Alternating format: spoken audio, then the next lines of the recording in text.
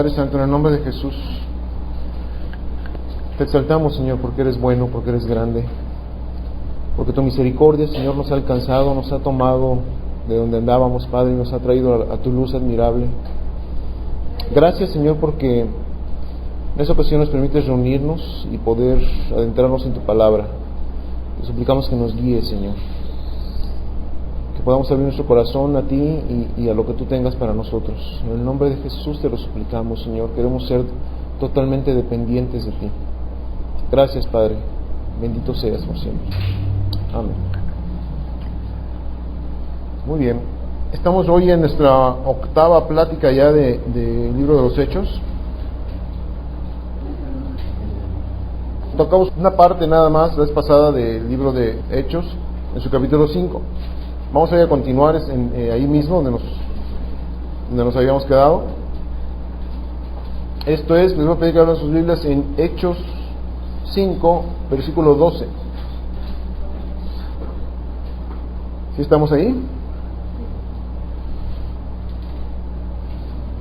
¿Se acuerdan que nos habíamos quedado en que, pasó la historia de Ananías y Zafira, una historia muy trágica, ahí en los inicios de la iglesia, y como consecuencia de ese juicio que Dios puso ahí en ese momento con Ananías y Zafira, dice el versículo 11, y vino gran temor sobre toda la iglesia y sobre todos los que oyeron estas cosas. O sea, aquí habla de que no nada más los cristianos fueron impactados por eso, sino también gente que no cristiana, pero que supieron de esas cosas, también se impactaron con esto. Pero ahora sí, entramos al versículo 12. Y por mano de los apóstoles se hacían muchas señales y prodigios en el pueblo, y estaban todos unánimes en el pórtico de Salomón. Déjenme pedirles aquí una observación. ¿En dónde estaban ellos? Dice aquí, unánimes, en el pórtico de Salomón. ¿Qué es el pórtico de Salomón? Ok, una parte del templo, una parte lateral del templo. ¿Por qué insistían los apóstoles en estar en el templo? Si se supone que los judíos los rechazaban y todo, ¿por qué insistían ellos en estar en el templo? Porque estaba el pueblo. Bueno, sí, ahí estaba el pueblo, pero querían glorificar el nombre de Dios. ¿Qué más? Ahí estaba el pueblo. Entendamos algo. El cristianismo no está peleado con el judaísmo. De hecho, el cristianismo, si lo vemos así, viene del judaísmo. Y entendamos esto también. Los apóstoles, lejos de ir en contra de las costumbres judías, o lejos de ir en contra de la ley judía, ellos, al estar predicando en el templo, estaban aseverando que en Jesús todos los profetas, toda la ley se cumplía. Entonces, ellos veían el mensaje de Jesucristo como un extra, como algo que había venido nuevo al judaísmo. Entonces, es importante entender esto para que algunos conceptos culturales, sobre todo que tenemos con respecto a los judíos, se nos sean quitados. ¿Estamos? Bien, entonces, ahora sí, versículo 13. De los demás, ninguno se atrevía a juntarse con ellos. ¿Cuáles demás? ¿De qué otros demás está hablando aquí? ¿De quiénes? Sí, o sea, de la gente externa, ¿sí? A los que ya habían creído. Fíjense bien, aquí hay una cosa que parece contrastante y parece contradictoria, pero fíjense cómo dice: de los demás, o sea, de los de afuera, ninguno se atrevía a juntarse con ellos. Mas el pueblo los alababa grandemente. ¿No saben ustedes cómo estoy orando yo para que, aunque a nuestro alrededor la gente por alguna circunstancia no se reúna con nosotros, pero sí que sepa lo que hacemos y que admire lo que se está haciendo aquí? ¿Por qué? Por una sola razón, no por sentirnos mucho. Observen lo que dice el versículo 14. Y los que creían en el Señor aumentaban más, gran número así de hombres como de mujeres. Entonces, como decíamos, esto es medio contrastante. Porque decíamos por un lado del versículo 13, muchos no se atrevían a juntarse con ellos, ¿sí? Sin embargo, de estos muchos, los veían y los admiraban. Y luego en el versículo 14 nos dice que crecían. ¿De dónde creen que hayan crecido? ¿Se iban a otras iglesias y jalaban gente? No. Exactamente, de los mismos que oían y sabían lo que ellos hacían, lo que Dios hacía con ellos, aún con temor, ¿sí? O aún muchos encubiertamente, cada vez se añadían más y más a la fe de Jesucristo, ¿sí? ¿En base a qué? A testimonio, mis amados, a testimonio y dejar de ver las maravillas que Dios hace. Edith.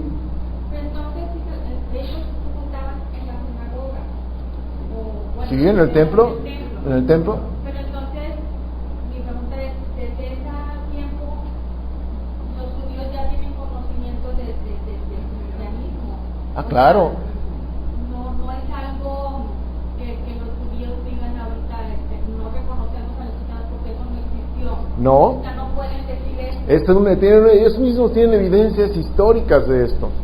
Miren, hay un historiador judío que se llama Josefo, ¿sí?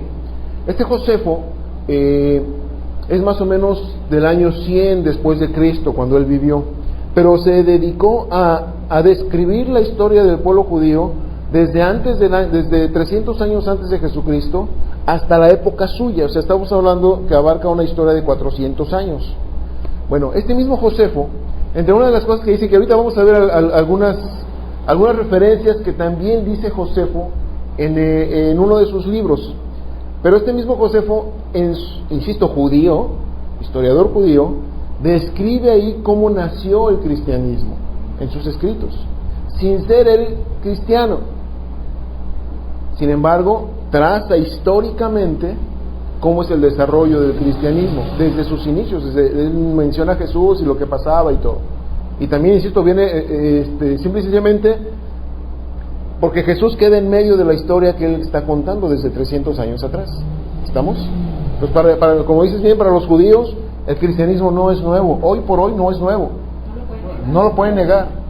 Bueno, hay documentos históricos, hay documentos arqueológicos. Tienen el conocimiento de que hay libros y ellos tienen una idea muy diferente. Así es. Sí, pero insisto, la misma historia comprueba a Jesús. Sí, aquí otra vez cabe un argumento. Bueno, yo uso este argumento cuando la gente llega y me dice, es que yo sí creo en Jesús, en que nos enseñó lo bueno, a amarnos unos a otros, a perdonar. Bueno, si crees todo eso, ¿por qué no crees que Él vino del Padre? ¿Por qué no crees que Él vino de Dios? ¿Sí? ¿Por qué crees nada más la parte que te conviene y la parte que te comprometa no la crees? ¿Mandé? Y también hay evidencias históricas, ¿sí? Nosotros lo creemos por fe, pero también las evidencias históricas son apabullantes al respecto. Así es. Muy bien, seguimos adelante entonces. Versículo 15. Tanto que sacaban los enfermos a las calles y los ponían en camas y lechos, para que al pasar Pedro, a lo menos su sombra cayese sobre alguno de ellos. Y aún de las ciudades vecinas muchos venían a Jerusalén trayendo enfermos y atormentados de espíritus inmundos, y todos eran sanados. Veamos aquí cómo, miren mis amados, ahorita que estamos hablando esto de que es historia y todo esto, si Dios no hubiese manifestado estas cosas que estamos leyendo aquí, esas cosas de poder auténtico de Dios, a través de simple y sencillamente que la sombra de Pedro tocase a los que estaban enfermos y sanasen, donde vemos ahí la manifestación plena de Dios, a ellos no les importaba la historia, ellos veían los milagros, ellos veían el poder de Dios, ellos veían algo que se llama manifestación o actividad directa del Espíritu Santo, que desgraciadamente hoy de la iglesia la hemos dejado mucho a un lado, o la hemos tergiversado, distorsionado, y hemos hecho al Espíritu Santo lo que nosotros hemos querido, en lugar de que el Espíritu Santo haga con la iglesia lo que Él quiere hacer con la iglesia. El Espíritu Santo, déjame ponerlo así, su obra principal es preparar a la iglesia, ataviar a la iglesia, para que la iglesia se presente en el momento que el novio venga, que Jesús venga por su iglesia, que es la novia, se presenta ante Él blanca, limpia, sin mancha.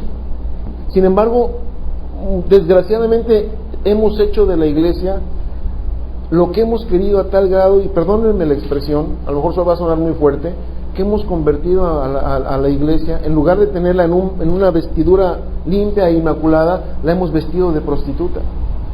Por todo lo que en la iglesia hemos permitido, y por todo lo que en la iglesia se ha metido, y por todas las contaminaciones que se toman de aquí y de allá, y que han ensuciado el vestido santo y limpio que el Espíritu Santo ha preparado para la novia, que es la iglesia. Y nosotros como miembros de la iglesia, hemos permitido que estas cosas entren. Y estoy hablando de la iglesia universal. Entonces, veamos aquí la participación muy activa del Espíritu Santo, dando testimonio. Vamos a ver ahorita más adelante cómo este testimonial, esta evidencia viva del Espíritu Santo ahí actuando, les sirve a los apóstoles para dar testimonio aún a las autoridades que les llaman a cuentas. ¿Sí? Fíjense, vamos a seguir leyendo.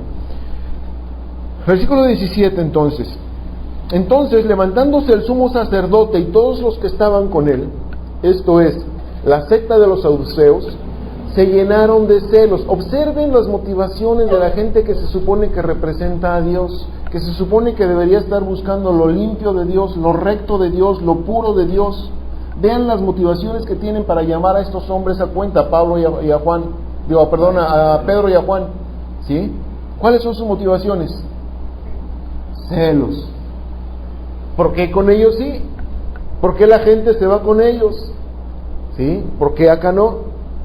Entonces se llenaron de celos y echaron mano a los apóstoles y los pusieron en la cárcel pública. Mas un ángel del Señor, abriendo de noche las puertas de la cárcel y sacándoles, dijo: id y puestos en pie en el templo. Observen otra vez ahora de parte de Dios, a través de un ángel, como el mismo Dios, a través de este mensajero, ¿a dónde los manda a predicar? Al templo. Al templo. Porque es en el templo donde, si bien es cierto que la gente se reunía, donde se adoraba a Dios, pero donde a Dios quería dejar patentado a la gente que se reunía en el templo para alabarlo a Él, que Jesucristo fue enviado por Él. Y que Jesucristo fue magnificado por Él. Y eso es lo que estaban haciendo los apóstoles.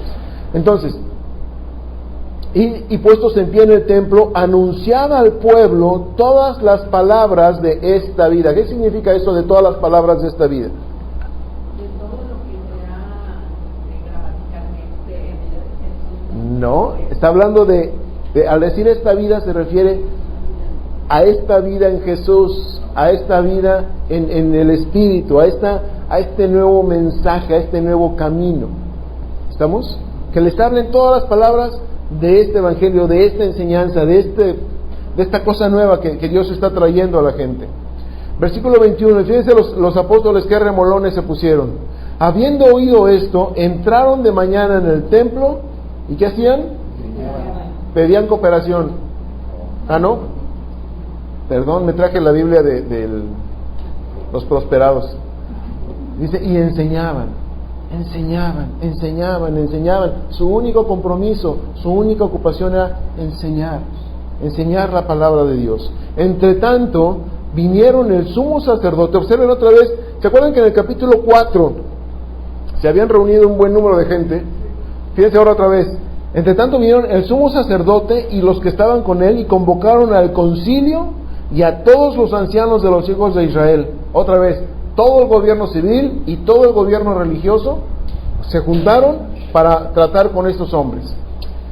Y enviaron a la cárcel para que fuesen traídos. Luego dice el versículo 22, pero cuando llegaron los alguaciles, no los hallaron en la cárcel. Entonces volvieron y dieron aviso diciendo, por cierto, la cárcel hemos hallado cerrada con toda seguridad, y los guardas afuera de pie ante las puertas, mas cuando abrimos a nadie hallamos dentro. Observen la característica de este milagro de Dios. ¿Dónde los encerraron a los apóstoles? En la cárcel. ¿Ustedes creen que hayan sido tan descuidados como para no poner los cerrojos y yo no sé si cadenas o no sé, todas las cosas de seguridad que ellos tenían? ¿Creen que no las hayan puesto? No, seguramente las tenían puestas. Sin embargo, viene el ángel, no nos da el detalle, como por ejemplo ¿se acuerdan cuando Pedro también es encarcelado en otra ocasión y que viene el ángel y que hay como un terremoto y les son sueltos los grilletes y se abren las cadenas? Ahí hay un poquito más de detalle, aquí no hay. Sin embargo, vemos como el ángel los saca. Yo no sé si todavía el ángel tuvo el cuidado de regresarse y cerrar las puertas, porque dudo que ellos, los apóstoles, hayan podido pasar por entre las rejas o entre los muros por una cuestión así medio sobrenatural. No nos metamos. La cosa es que, fíjense cómo dice aquí en el versículo 24: cuando oyeron estas palabras, el sumo sacerdote y el jefe de la guardia del templo y los principales sacerdotes dudaban en qué vendría a parar aquello. La pregunta es, ¿por qué dudaron? ¿Porque se les habían escapado? ¿O porque no entendían cómo es que se habían escapado? ¿Sí? Yo no sé, a veces yo no entiendo la dureza del corazón de algunas personas, y en el caso de estos hombres que nos narra aquí la Biblia, ellos sabían que de alguna manera, habían visto los milagros de Jesús, habían visto lo que sucedió en el momento que ese Jesús estaba siendo crucificado y muerto, a todo alrededor, temblor, oscurecimiento de la tierra, el velo se rasga, las tumbas se abren, tantas cosas, simplemente por la muerte de un hombre, déjenme ponerlo así, al lenguaje de ellos, y que después Jesucristo resucita, y que no encuentran el cuerpo por ningún lado, y que inventan la historia de que los discípulos se lo robaron, ¿sí? Y ellos se conforman con ello. Pero después ven a los apóstoles y cómo los apóstoles mismos hacen señales y maravillas, obra de Dios, y estos hombres todavía no creen. Los encierran, los encarcelan, ya así casi ellos lo hacen con sus propias manos. No fueron ellos a encarcelarlos, pero lo ordenan, los encarcelan y ya no están cuando van a buscarlos. ¿No son muchas diosidencias que nos debería por lo menos abrir un poquito la curiosidad o sacudir un poco el corazón de ver que realmente es Dios quien está ahí en medio? Ahora, nos puede ser muy fácil juzgarlos a ellos, pero ¿qué tal nosotros cuando vemos la obra de Dios en nuestras vidas o en la vida de otros y todavía seguimos pensando en qué va a terminar todo esto? ¿Qué estará pasando? ¿A quién se lo atribuyo? Y no alcanzamos a ver las maravillas de la gloria de Dios. ¿Sí? Versículo 25: pero viniendo uno, les dio esta noticia: he aquí, los varones que pusisteis en la cárcel están en el templo y enseñan al pueblo. Entonces el jefe de la guardia con los alguaciles los trajo sin violencia. ¿Por qué? Porque el trato era muy bueno con ellos. No, porque temían ser apedreados por el pueblo. Quiero que entendamos aquí dos cosas. El pueblo, ¿cómo veía a los apóstoles? Agradablemente. Tan es así que estaban incluso dispuestos, los alguaciles los habían dispuestos a defenderlos si es que les hacían algo. Entonces estos, por temor al pueblo, yo no sé qué les dijeron: uy, acompáñanos, no seas gacho, yo no sé qué les dijeron. El caso es que no llegaron a apresarlos.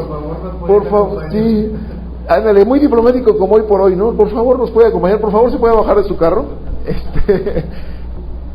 Pero aquí vemos cómo, otra vez, aún los alguaciles, aún estos guardias, no podían ver la gloria de Dios. Observen, estos alguaciles, fueron los que físicamente pusieron a estos apóstoles en la cárcel la noche anterior. ¿Están de acuerdo? Estos que fueron aquí. Ahora van ellos para buscarlos a la cárcel y ya no están. Y se sorprenden de que los guardias puestos en su lugar, las cadenas y los cerrojos puestos en su lugar, ¿cómo es posible que se salieron? Y luego van por ellos, seguramente algo escucharon hablar de la enseñanza que ellos estaban dando, y ni aún así otra vez el corazón de estos alguaciles se puede sensibilizar para entender la verdad de Dios. No pueden hacerlo. ¿Por qué? Quizá dureza del corazón humano. Cuando los trajeron, los presentaron en el concilio y el sumo sacerdote les preguntó diciendo: ¿no os mandamos estrictamente que no enseñáis en este nombre? ¿Se acuerdan que eso lo vimos en el capítulo 4? Ahora habéis llenado a Jerusalén de vuestra doctrina y queréis echar sobre nosotros la sangre de ese hombre. Vemos aquí como el sumo sacerdote Caifás, quiero que observen los personajes, por favor. Dice una verdad y una mentira. Ahí les va. ¿Por qué una verdad? Y además esto les puede servir de estímulo a los apóstoles. ¿Por qué? Porque les están diciendo que ellos, desde su posición de Sanedrín, reconocen que estos discípulos de Jesús han llenado a todo Jerusalén con la doctrina ¿de quién? De Jesús. Dios quiere, mis amados, que algún día se pueda decir en Monterrey que los cristianos estamos llenando a todo Monterrey de la doctrina de Jesús. Sería impactante, ¿no? Somos más que antes los que estaban en Jerusalén. Y sin embargo, no nos oímos todavía. No nos oímos todavía. Hacemos una marcha y hacemos otras cosas, pero no hablamos de Jesús. No predicamos a Jesús. ¿Sí? No le decimos a la gente la verdad de Jesucristo. No les compartimos, como otro día comentábamos ahí en casa, no tengo que saber mucho, nada más lo que Jesús hizo en mi vida. Punto. Con eso es suficiente, más que suficiente para compartir con la gente. Y sin embargo, insisto, el Sanedrín estaba reconociendo lo que estos discípulos estaban haciendo. Habían llenado Jerusalén de esta doctrina. Y por otro lado, él dice: y queréis echar sobre nosotros la sangre de ese hombre. Yo tengo una pregunta para el señor Caifás o los señores del Sanedrín. Pregunta, señores del Sanedrín: ¿quién planeó la muerte de Jesús? ¿Quién? Ellos mismos. ¿Quiénes propiciaron? O sea, no nada más la planearon, sino la llevaron a cabo en cuanto a toda la trama. Y bueno, ahora sí, ya está el plan, ahora vamos a llevarlo a cabo. ¿Quiénes? Ellos. Y ahora viene como blanca palomita diciendo: no me eches a mí la culpa, por favor. Incluso cuando dice así es. Así es. ¿Y ellos qué dijeron? No nada más que sueltes a Barrabás, sino que la sangre de este caiga sobre nosotros, sobre nuestros hijos y sobre los hijos de nuestros hijos. Solitos se echaron la soga al cuello. Sin embargo, mis amados, yo les sigo dando gloria a Dios por ello, porque gracias a ese rechazo, lo hemos dicho ya también en otras ocasiones, gracias al rechazo que los judíos hicieron de Jesús, nosotros pudimos alcanzar la gracia del Padre para que Jesús nos fuera dado a conocer a nosotros. Pero bueno, esta es la historia. ¿Qué estaban percibiendo los del Sanedrín? Fíjense cómo la conciencia acusa. ¿De qué acusaba el Sanedrín? Ya lo había hecho en el capítulo 4, lo vimos, y ahora lo vuelve a hacer. De cuando toma a Pedro y a Juan y los traen ante ellos, ¿de qué los acusaban? De causar revuelo. La percepción de estos del Sanedrín es que andan alborotando a la gente. ¿Y la andan alborotando contra qué? Contra las costumbres y la autoridad de ellos. Observen otra vez cómo la culpa acusa. Porque estos hombres, su percepción, y ahorita lo vamos a ver más, vamos a entender esto, cómo la percepción de ellos era que los apóstoles, todo lo que estaban haciendo, no era simplemente por predicar a Cristo, sino que en realidad estaban revoloteando al pueblo contra ellos, culpándolos de lo que verdaderamente hicieron, que ellos mataron a Cristo. Y fíjense las palabras de Pedro.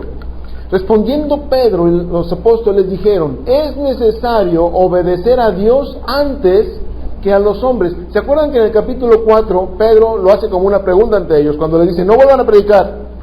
¿Y qué les dice Pedro? Juzguen ustedes qué es mejor, si obedecer a Dios o a los hombres. Y les dejó a ellos la pelotita. Juzguen ustedes. Ahora que lo vuelven a tomar, Ya no les deja a ellos la decisión. Ahora afirma categóricamente Pedro, es necesario obedecer antes a Dios que a los hombres. El Dios de nuestros padres levantó a Jesús, y fíjense cómo Pedro aquí es muy directo, a quien vosotros matasteis colgándole en un madero. ¿Sí? Sin embargo, ¿qué está haciendo Pedro? ¿Les está echando en cara lo que hicieron? Quiero que observen las palabras de Pedro, para no irnos con la finta. Otra vez. El Dios de nuestros padres levantó a Jesús, a quien vosotros matasteis colgándole en un madero. ¿Qué está haciendo Pedro? ¿Les está acusando directamente a ellos? A ver, dígame. ¿O se las disimuló? Ok. ¿Y cuál sería la intención de Pedro? ¿Que se sintieran mal y que se arrepintieran de sus pecados? ¿Darles un mensaje? ¿Darles el mensaje de Jesús? ¿En qué sentido? Observen esto. La intención de Pedro no es acusarlos. Pedro ya sabía que ellos sabían que habían sido los culpables. Eso no les quedaba ninguna duda. ¿Cuál está siendo la intención de Pedro? Observen cómo empieza. El Dios de nuestros padres levantó a Jesús. Observen, por favor. ¿A qué Jesús? Al que ellos mataron colgando en un madero. Pregunta, ¿quién era el dictador de la ley en ese entonces? ¿A quién le correspondía ejercer la ley? Al Sanedrín. ¿Estamos? Ellos, como dueños de la autoridad judicial, se erigen en contra de Jesús y hacen justicia en contra de Jesús. Y a Jesús lo mandan, lo entregan pues a las autoridades que los gobernaban en ese momento. Por eso fueron ante Pilatos y luego ante Herodes y luego regresaron con Pilatos, simple y sencillamente siguiendo la tramitología judicial. Pero ellos, el Sanedrín, condenó a Jesús y lo presentaron ante las autoridades romanas acusándolo como culpable. De hecho, ¿se acuerdan ustedes que llegó un momento en que Pilatos dijo, es que yo no encuentro ninguna culpa en este hombre? Y sin embargo, ¿qué dijeron ellos? Sí es culpable. Ok. Entonces, ellos ejercieron la justicia, su justicia, o la justicia, observen, encomendada por Dios, a través de la ley, ellos la ejercen en contra de Jesús. Y Pedro les está diciendo, miren, chiquitos, lo que ustedes ejercieron de justicia en contra de Jesús, de ese Jesús que ustedes colgaron en un madero, el Dios de nuestros padres lo ha levantado.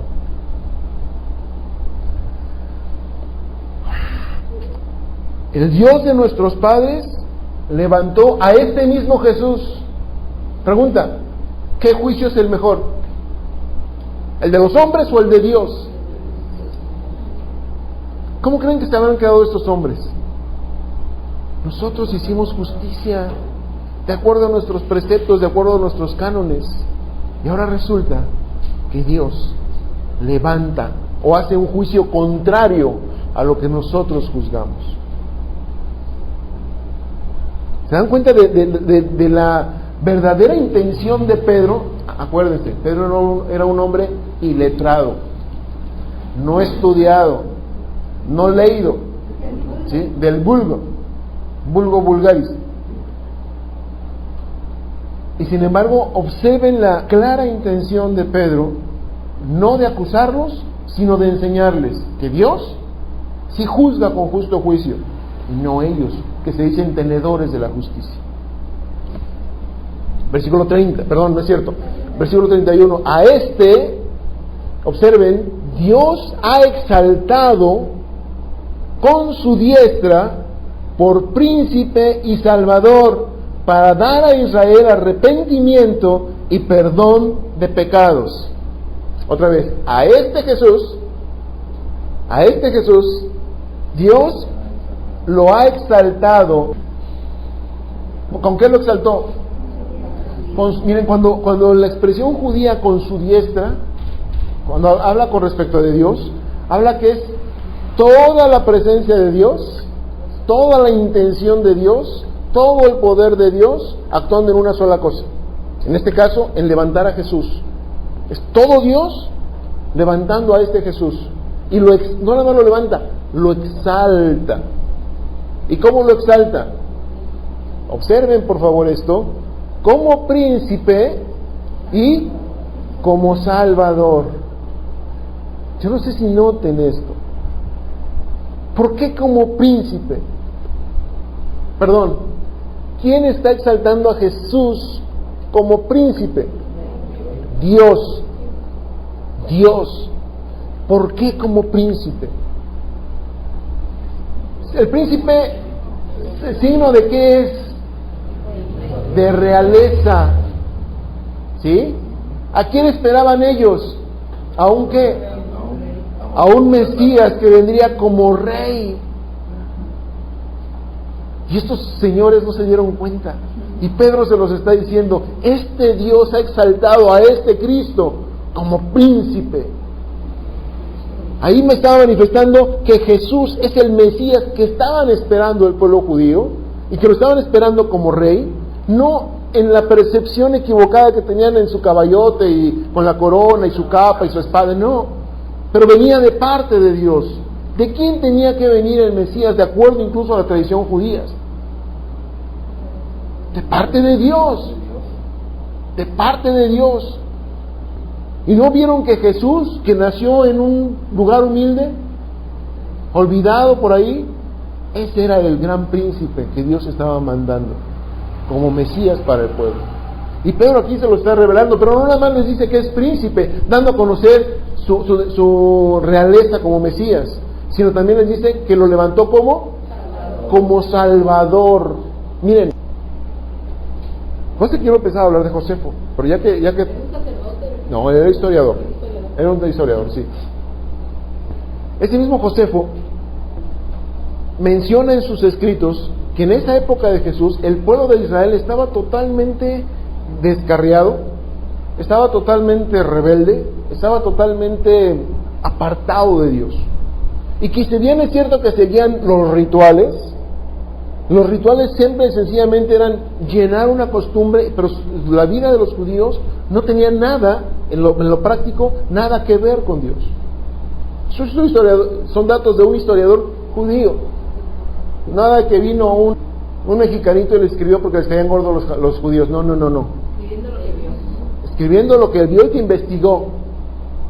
Entonces, Pedro aquí les está diciendo, también es necesario que veamos a Jesús como el Salvador.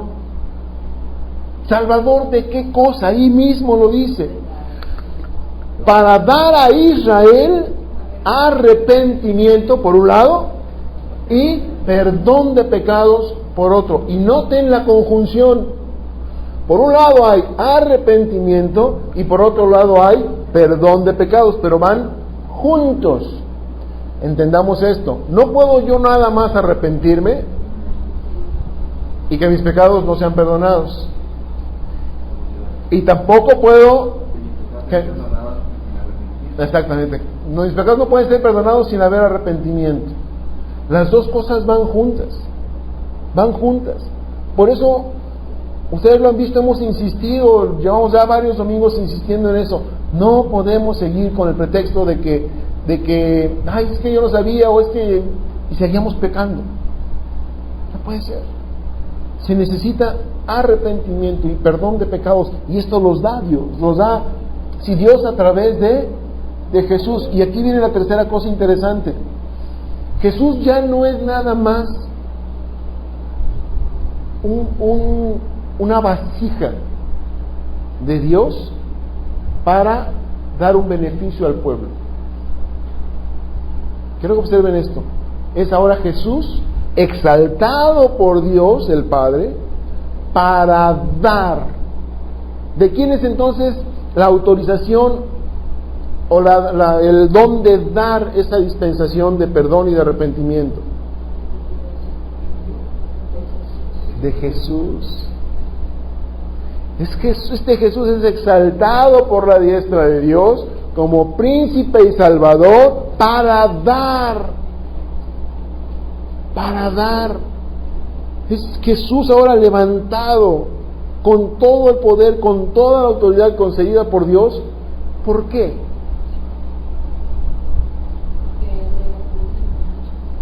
Ok, era puro y sin mancha. ¿Y qué más? ¿Cuándo fue esta exaltación? Después de que Jesús ha comprobado que ha vivido en esta tierra sin mancha, obedeció al Padre pagando por nuestros pecados, en todo obedeció al Padre, en todo exaltó al Padre, y tanta fue su obediencia que por esa obediencia fue llevado a la cruz. Y ya estando muerto en la cruz, enterrado, el Padre lo resucita, lo levanta y como premio lo exalta hasta lo sumo y da a Jesús un nombre que está exaltado sobre todo nombre. Amén. ¿Me están siguiendo? ¿Sí? Muy bien. Versículo 32. Y nosotros somos testigos suyos de estas cosas. Y observen aquí la pareja de testigos. Nosotros somos testigos. ¿Por qué ellos se ponían como testigos? Porque ellos lo vieron, ellos aprendieron primero de Jesús, vieron a Jesús morir, vieron a Jesús enterrarse y vieron a Jesús resucitado. Ellos fueron a buscar en la fosa, donde todavía la fosa estaba abierta, y buscaban a Jesús. Es más, muchos de estos discípulos fue a los que se les dijo: hey, ¿por qué buscan a Jesús entre los muertos? Él ya está vivo. Y de eso ellos daban testimonio. Esos mismos fueron los que recibieron un pescado ahí en la playa de parte de Jesús. Pero bueno, dice, y también el Espíritu Santo, observan, el cual ha dado Dios a los que le obedecen. ¿Por qué otra vez era importante que el Espíritu Santo se manifestara a través de todo lo que el Espíritu Santo hacía, de milagros, señales y todo lo que estaba pasando?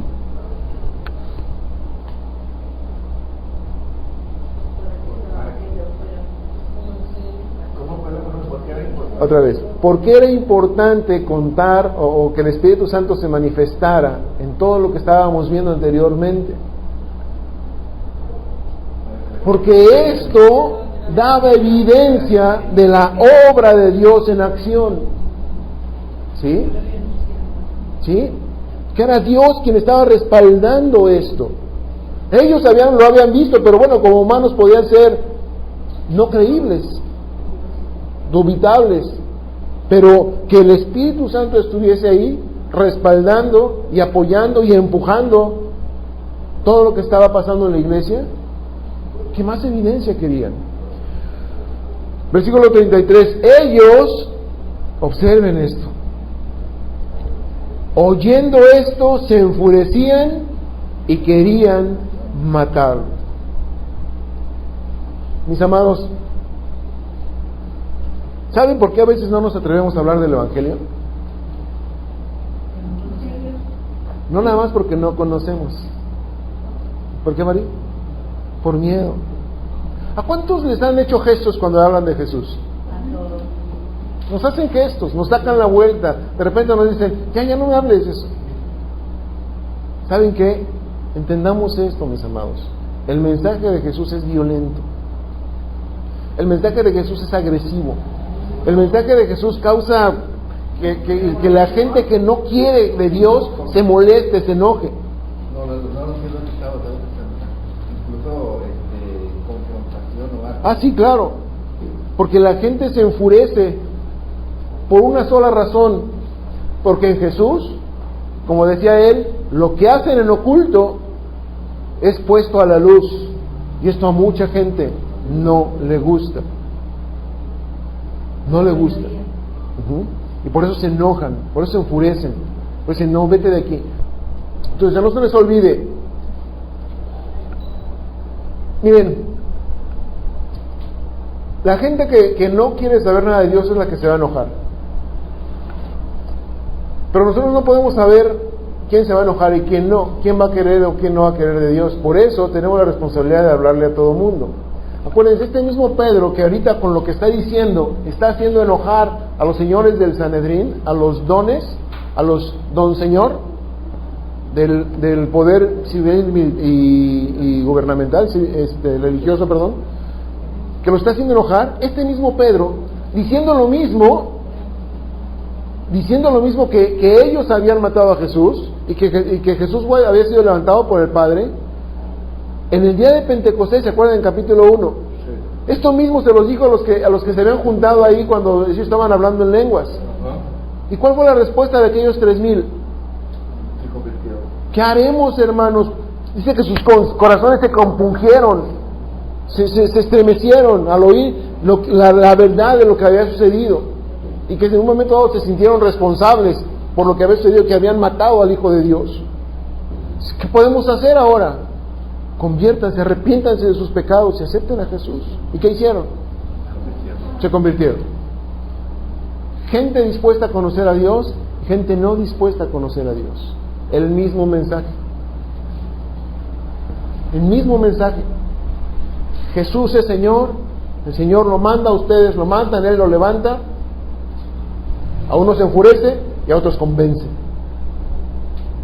Poder de Dios nada más.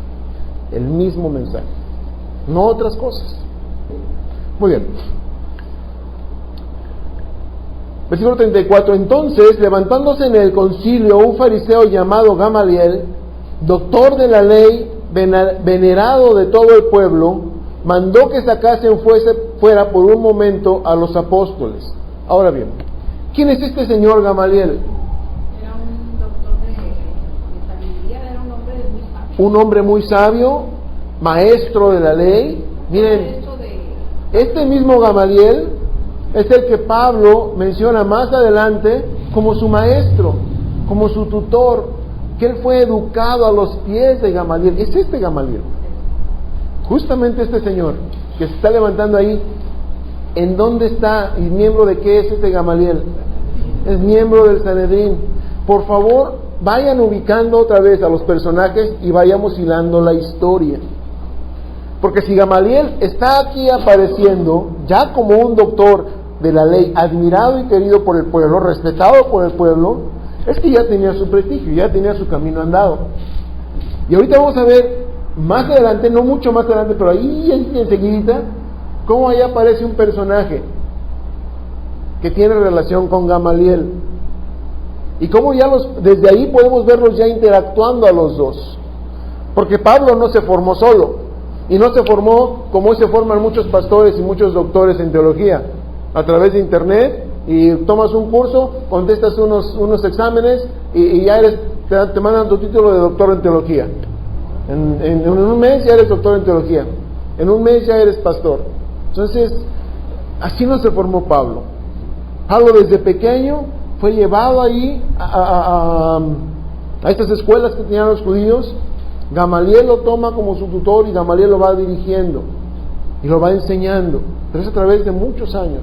Por eso Pablo era quien era. Pablo tenía de qué enorgullecerse al respecto. Pero bueno, es este mismo Gamaliel del que estamos hablando aquí. Y luego dijo, versículo 35, varones israelitas, mirad por vosotros. Observen las palabras de Gamaliel. Mirad por vosotros. Hey, tengan cuidado. Fíjense bien, por ustedes. Si las otras cosas no les interesan, preocúpense por ustedes. ¿Por qué? De lo que vais a hacer con respecto a estos hombres. Y les pone 2 ejemplos. Porque antes de estos días se levantó Teudas diciendo que era alguien, no sé qué decía. Y de hecho, si alguien tiene en sus Biblias el libro de primero y segundo libro de Macabeos, que aparece en algunas Biblias, que es un libro histórico, pero no es canónico, ¿de acuerdo? Ahí narra precisamente de este hombre, que se levantó y alborotó a muchos, pero que cuando él muere, ¡pum!, todo se acabó. Entonces es de lo que le está hablando Gamaliel. Y después de del versículo 37, se levantó Judas el Galileo en los días del censo y llevó en pos de sí a mucho pueblo. Pereció también él, y todos los que le obedecieron, fueron dispersados. Bien, ¿por qué les dice Gamaliel estas cosas?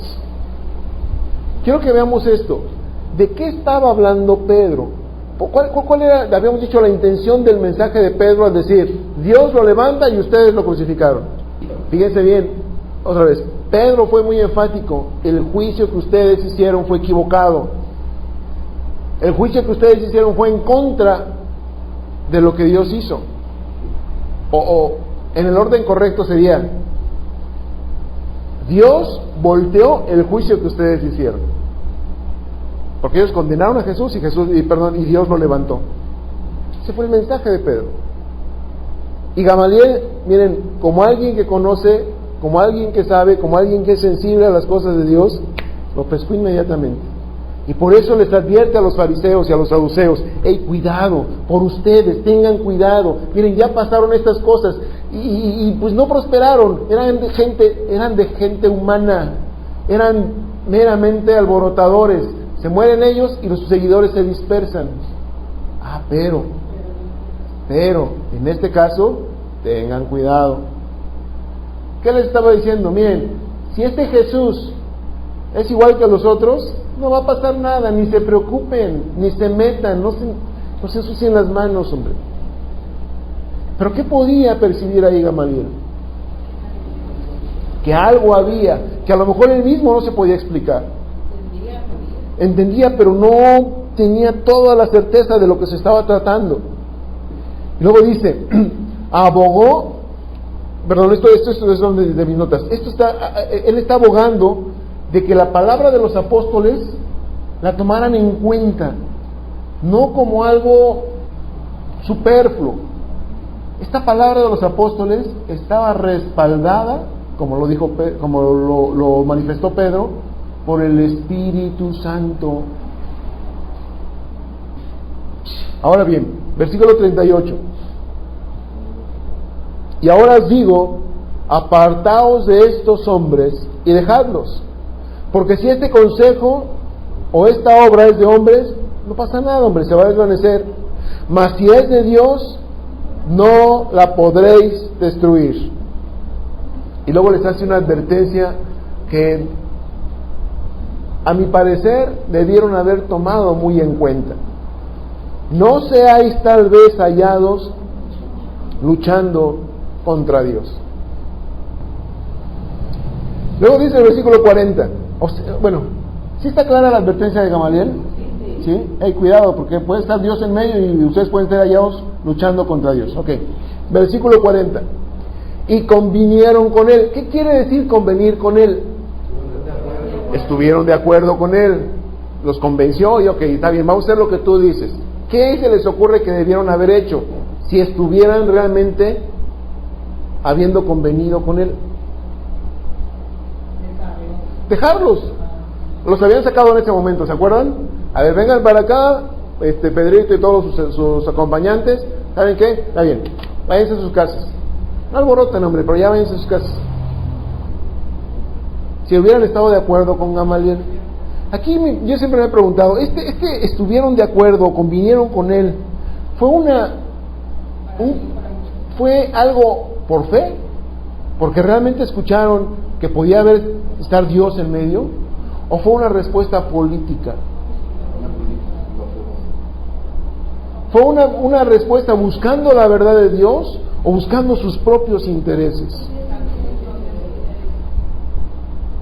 Mis amados, miren, abramos los ojos. Y se los pongo así. Abramos los ojos aquí en este lugar, para que las cosas de Dios, cuando se manejan en este lugar, no sean confundidas con conveniencias personales. Y conste lo que estoy diciendo, a lo que nos estamos abriendo y exponiendo, que es muy fácil, muy sencillo confundir el que estamos haciendo las cosas para Dios y verdaderamente estar buscando intereses personales. Buscar verdaderamente la respuesta en fe de Dios o buscar una respuesta política agradable a todo mundo, aunque no sea la voluntad de Dios, ¿eso qué importa? Podemos caer en eso. Por lo tanto, les ruego, les suplico, les pongo de rodillas, abran los ojos aquí, porque la seguridad de seguir manteniéndonos sobre la línea recta que creemos llevar en base a la palabra depende mucho de todos nosotros, ¿estamos? A mí me encanta cuando acá está hasta adelante me corrige, oye, no fue Moisés, fue Josué el otro día, ¿no? La última que de todas las que me ha corregido. ¡Qué bueno! Porque por insignificancias como esta nos podemos desviar, y peor si se hace voluntariamente. Una cosa es un error y otra cosa es planeado malévolamente, con ventaja, con alevosía, ¿sí? Que nos cuide Dios de todo eso, ¿ok?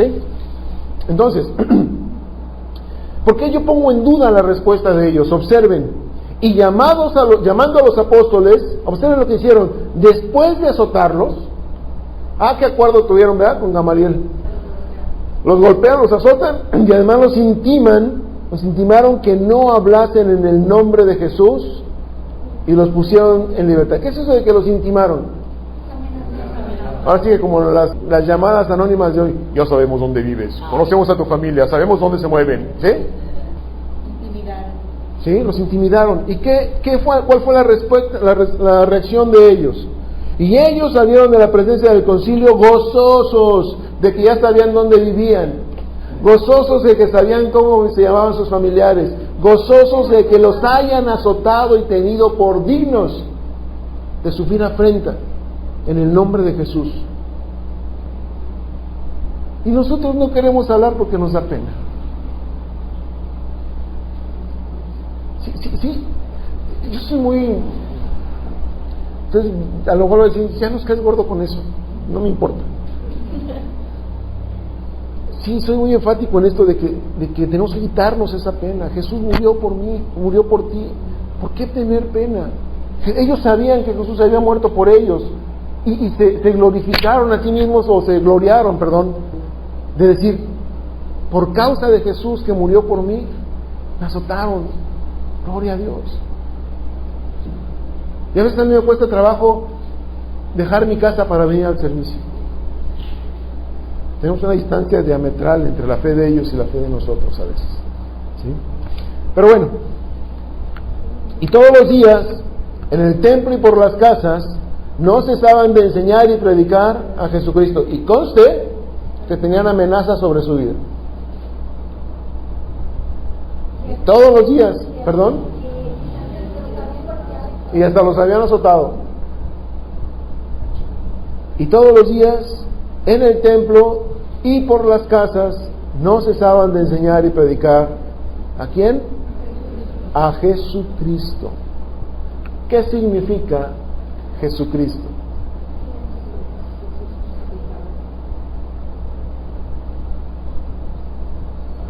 Este Jesús es el Cristo. Eso significa Jesús el Mesías, Jesús el ungido. Y aquí me encanta esta narración cuando hablan de que los apóstoles iban por las casas, iban por el templo, a pesar de las amenazas, enseñando y predicando que Jesús es el Cristo. Necesitaba más la gente. La gente nada necesitaba saber que ese Jesús, contemporáneo de muchos de ellos, es el Cristo, enviado del Padre para salvarlos, para perdón de sus pecados, para arrepentimiento, para volver a la comunión con el Padre. No cesaban de enseñar a Jesucristo. Hoy vemos el nombre de Jesucristo hasta como de moda, hasta en grupos de rock, como ¿qué hemos hecho con el nombre? Aquí, en este contexto, se le da a Jesús la gloria que solamente Él merece, que Él, Jesús, es el Cristo. y se conjuga por primera vez las dos cosas importantes, el nombre de Él y su ministerio.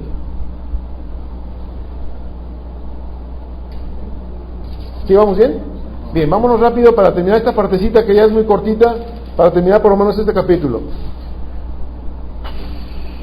Cuando ya terminamos el capítulo 5, vamos a tomar una parte del 6, porque esta parte es importante. Y la vamos a dejar nada más como un preámbulo para que la próxima semana veamos ahora sí todo lo que pasó con Esteban. Pero es importante entender ahorita quién es Esteban. Bien, vamos a ver. Capítulo 6. En aquellos días, como creciera el número de los discípulos, hubo murmuración de los griegos contra los hebreos, de que las viudas de aquellos eran desatendidas en la distribución diaria. A ver, vamos a algunos puntos. Punto número 1. Crece en la iglesia, crecen los problemas. ¿Dónde he oído eso? ¿Dónde he oído? Es que es normal. ¿Por qué? Porque la iglesia, ¿quién creen que la componemos? Gente de lo peor. Que estamos renovándonos, sí, porque Dios nos está renovando, sí, pero la verdad es que somos de lo peor. Y tenemos muchas cosas arrastrando hacia la iglesia.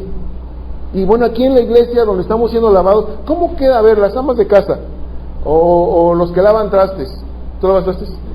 Bueno. ¿Cómo queda el agua después de que la ropa se talla, los trastes se les va a ir? ¿Cómo queda? Bueno, la verdad es que la iglesia es un lavadero de gente, donde Dios nos está limpiando, Dios nos está lavando. Él ha puesto su sangre sobre nosotros para quitarnos todos nuestros pecados. ¿Sí sabían eso, verdad? ¿Sí? Y bueno, la cosa es que traemos muchas cosas, y así como esto que está sucediendo aquí, donde la iglesia crecía, y miren, nosotros podemos decir, es que crece el número de hermanos, gloria a Dios. Pero a veces crecen los problemas, ¿por qué? Porque somos gente imperfecta. Ahora bien, ¿mandé?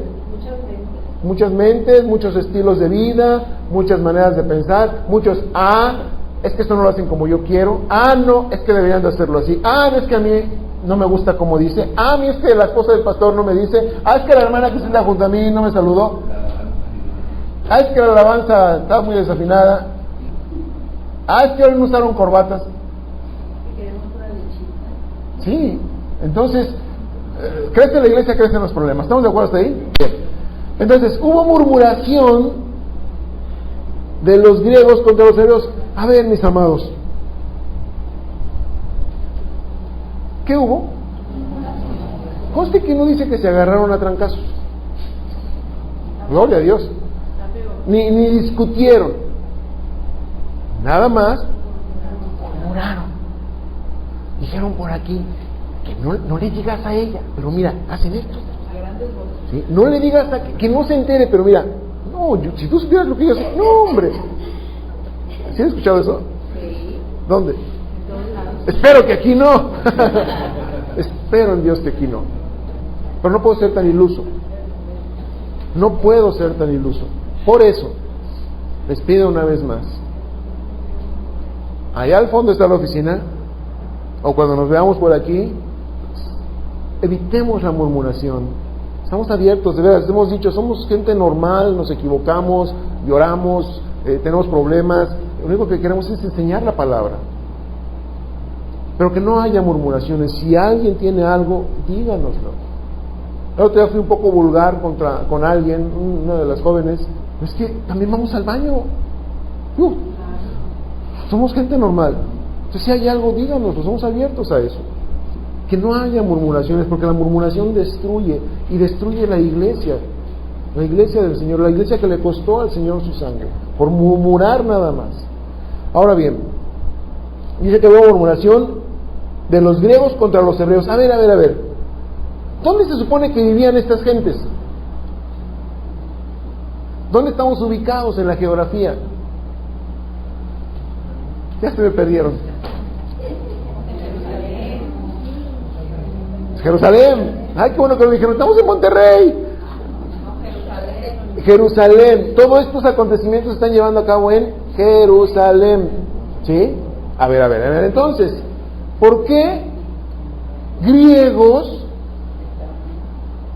se quejan de los hebreos? ¿De dónde salieron esos griegos? ¿Se agregaron? A ver, díganme. ¿Mande? Acuérdense, esto es historia. El pueblo judío había sido disperso.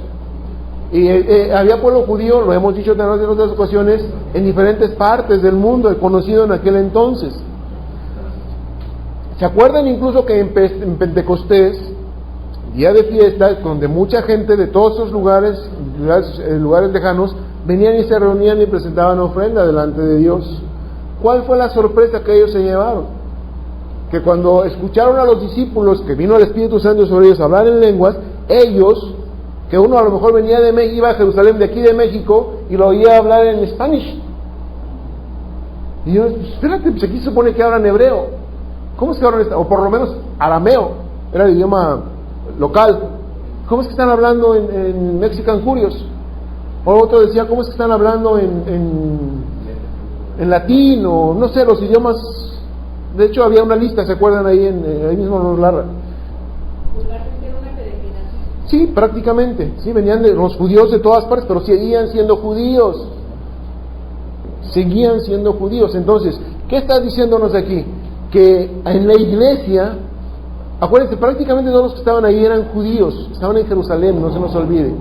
Pero entre los judíos también habían unos que o venían de fuera o habían simplemente nacido fuera. Y es importante entender esto.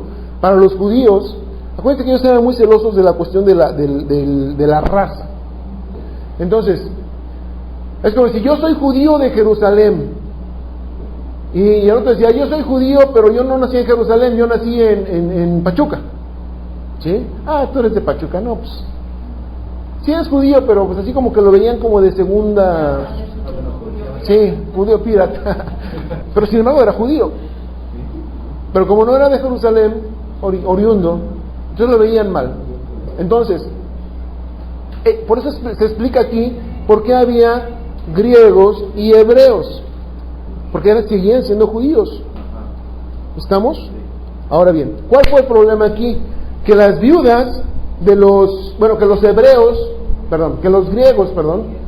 griegos decían que sus viudas, las viudas que había entre su comunidad, no eran tan bien atendidas como las viudas de los hebreos, para que vean que sí hay diferencia. Entonces, ¿de qué estaban quejando? Que estaban haciendo acepción de personas. ¿En qué asunto? En el reparto de las cosas. ¿Cuál reparto? Porque habíamos visto capítulos atrás que ellos cómo vivían, que nadie tenía necesidad de nada, sino que muchos vendían sus propiedades y traían el producto de las propiedades a los apóstoles. ¿Se acuerdan de Ananías y Zafira? Por eso fue la gravedad, porque de ahí era para todos, y además era voluntario, y estos quisieron engañar a Dios, engañar al pueblo. Ahora bien, entonces los 12 convocaron a la multitud de los discípulos y dijeron: no es justo que nosotros dejemos la palabra de Dios para servir en las mesas. Miren, entendamos esto primero, que en esta repartición, ¿qué se repartía ahí? El sustento, ¿sí? ¿Qué se imagina? ¿Por qué los apóstoles dicen, observen, no es justo que nosotros dejemos la palabra de Dios por servir a las mesas? A ver, alguien descríbame cómo era este asunto. ¿Repartían despensas? ¿Qué más? Sí. Bueno, ahí les va. Generalmente tomamos esta frase de los apóstoles de que no es justo que nosotros dejemos la palabra para servir a las mesas como algo que ahí sí que ha apretado los apóstoles.